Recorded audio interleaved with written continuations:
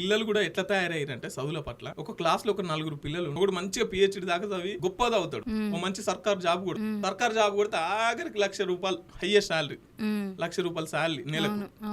Degree చదివినోడు ఏం ఆలోచిస్తాడంటే ఆయనకంటే ఎక్కువ సంపాదించాలి, నేను 2 లక్షలు సంపాదించాలి నెలకు.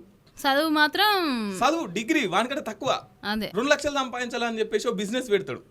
బిజినెస్ లో మంచి ప్రాఫిట్ ఉంటది, మంచి బిజినెస్ పెట్టి నెలకు 2 లక్షలు సంపాది 10th చదివినోడు ఉంటాడు. వీళ్ళే 1,00,000 కంటే 2 లక్షల కంటే ఎక్కువ సంపాదించాలి. ఏం చేయాలి అని చెప్పేసి పొలిటికల్ నాయకుడు అయితే, పొలిటికల్ నాయకుడు అయితే వానికంటే మొత్తం కరప్షన్ అవును దోసుకొని తినొచ్చు మొత్తం.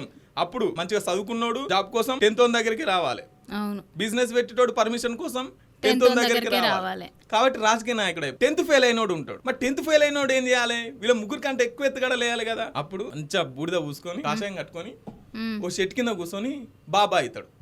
వీళ్ళందరూ కలిసి ఆయన దగ్గరికి పోతారు కదా. ఇప్పుడు పిహెచ్డి చేసినోడు బాబా గానికి వచ్చి కాలు మోకాలి, తర్వాత డిగ్రీ చదువుకొని బిజినెస్ పెట్టినోడు మంచిగా బిజినెస్ కావాలని చెప్పేసి ఈ బాబా దగ్గరికి రావాలి. రాజకీయ నాయకుడు నేను గెలవాలనుకొని నాకు మంచి ఓట్లు పోవాలని చెప్పేసి ఫెయిల్ అయిన దగ్గరికి. సో వీళ్ళ 10th ఫెయిల్ అయిన జ్ఞానం ఎక్కడుంది, చదువుకున్న జ్ఞానం ఎక్కడుంది?